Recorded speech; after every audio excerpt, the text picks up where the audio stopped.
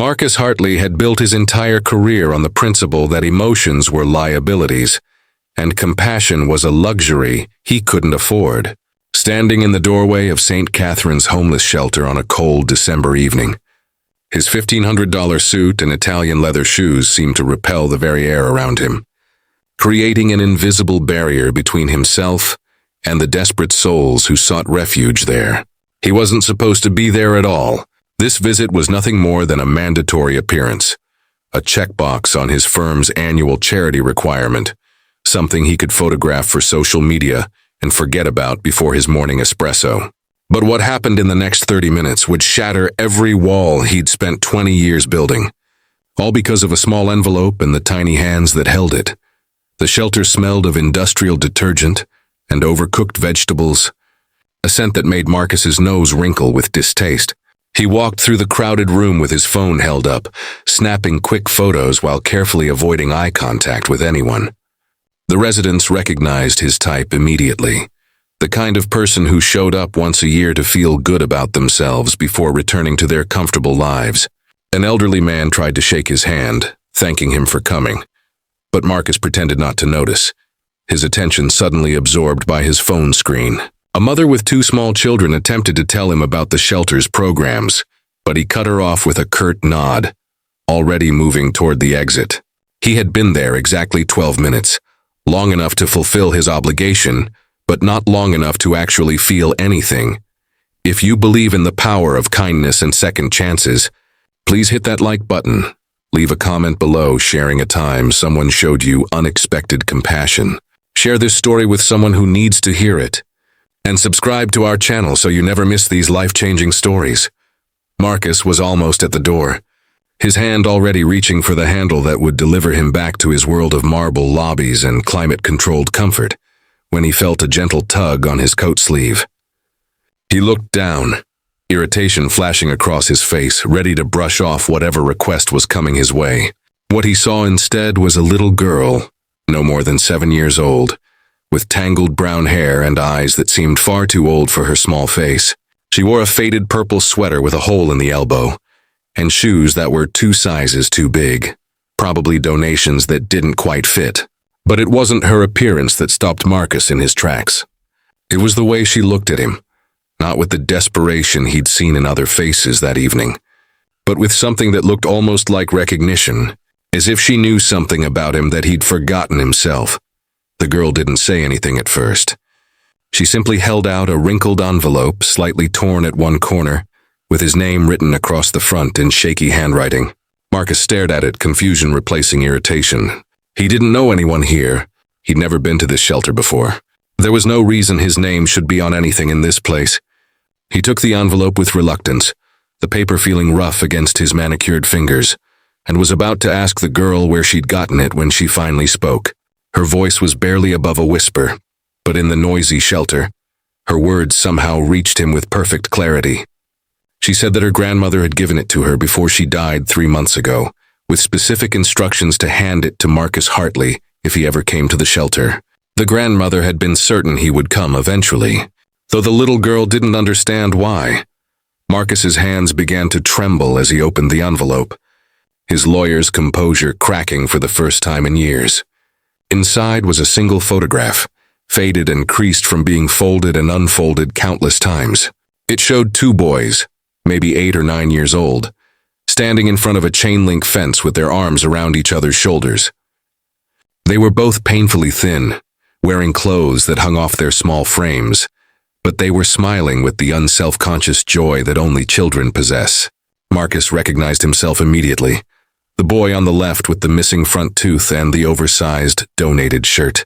But it was the boy on the right that made his breath catch in his throat, that sent him stumbling backward until he had to lean against the wall for support. The second boy was Daniel Chen, his best friend from the children's home where Marcus had spent 3 years of his childhood, a period of his life he'd worked desperately to erase from his memory and his official biography. Daniel had been the kind of kid who shared his food even when he was hungry, who made jokes to cheer up the younger children when they cried for parents who weren't coming back, who had promised Marcus that they'd both make it out and do something amazing with their lives. But Daniel never made it out. He'd gotten sick during a particularly brutal winter, and the understaffed, underfunded children's home hadn't gotten him medical care in time. He died 2 weeks before his 10th birthday, and Marcus, consumed by grief and survivor's guilt, had made a silent vow at Daniel's funeral that he would never be poor again, never be vulnerable again, never let himself care so much that losing someone could destroy him. With shaking hands, Marcus turned the photograph over and found a letter written in the same shaky handwriting as the envelope. It was from Margaret Chen, Daniel's grandmother, who had been searching for Marcus for 15 years. She wrote that Daniel had talked about Marcus constantly in his final days, making her promise that she would find his friend and tell him something important. She'd lost touch with Marcus after he'd been adopted by a wealthy couple and moved away, changing his name from Marcus Rodriguez to Marcus Hartley as part of his new life. She'd only recently tracked him down through a newspaper article about his law firm's success. But by then she was dying herself, living in the very shelter where her grandson had once dreamed of helping people. Her letter was simple but devastating. She told Marcus that Daniel's final wish wasn't for himself, but for Marcus. Daniel had wanted his friend to be successful, yes, but not to become someone who forgot where he came from.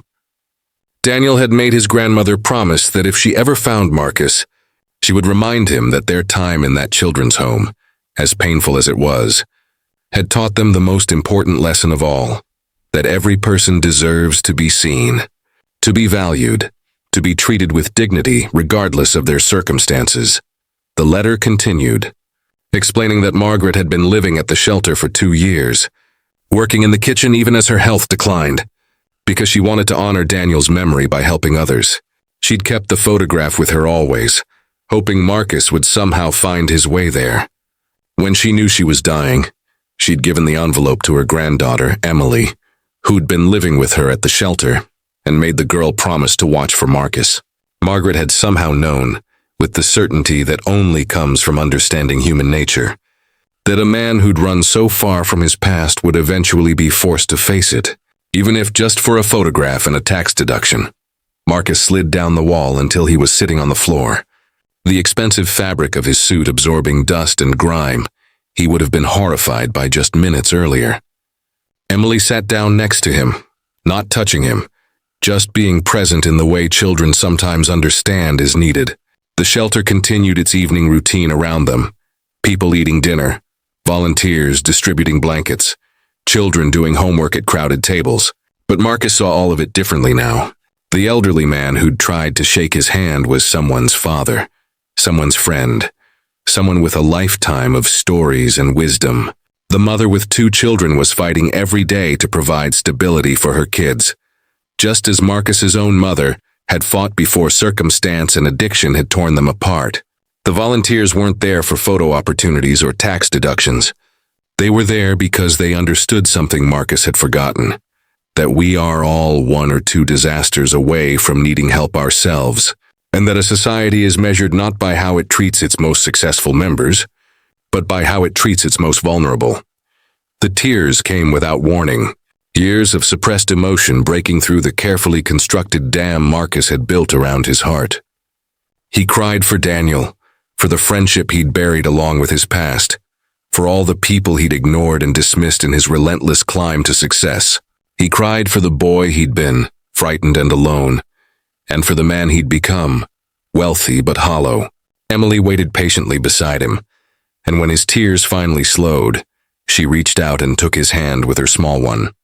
She told him that her grandmother had said Marcus was one of the good ones, that he'd just forgotten for a while, but that everyone deserves a chance to remember who they really are. Marcus didn't leave the shelter that night. He rolled up his sleeves and helped serve dinner, really looking at each person as he handed them their tray, learning names and stories. He sat with Emily and her mother and learned about the series of misfortunes that had brought them there: a medical emergency, a lost job, an eviction.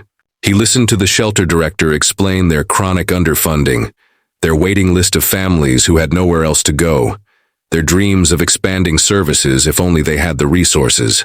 And somewhere between washing dishes and reading a bedtime story to Emily in the crowded women's dormitory, Marcus made a decision that would change not just his life, but the lives of hundreds of others. The next morning, Marcus returned to his law firm and shocked his partners by announcing he was restructuring his entire practice. He would continue taking high-paying corporate clients, but 50% of his time would now be devoted to pro bono work for the homeless population, helping them navigate the legal barriers that often kept them trapped in their circumstances. He made the shelter the primary beneficiary of his firm's charitable foundation and personally donated enough money to expand their services and hire additional staff. But more than the money, Marcus gave something he'd been withholding for 20 years. He gave his time, his attention, his humanity. He became a regular volunteer, not for photo opportunities, but because those Tuesday evenings serving dinner and helping families fill out housing applications connected him to something he'd lost. The understanding that success without compassion is just another form of poverty. The photograph of two smiling boys now sits in a frame on Marcus's desk, no longer a secret shame, but a reminder of the promise he'd made and forgotten, and finally remembered. Emily and her mother eventually moved into stable housing with Marcus's legal help, but they stay in touch, regular visitors to his office who bring him back to earth when his old habits threaten to resurface. The shelter thrives now, a testament to what's possible when resources meet genuine care. And Marcus, the rich lawyer who once walked through those doors seeing nothing but obligations and inconvenience, has finally become the man his childhood friend always believed he could be. Someone who understands that true wealth isn't measured by what you accumulate, but by what you give away, and that the path to finding yourself sometimes requires remembering who you used to be before the world taught you to stop caring.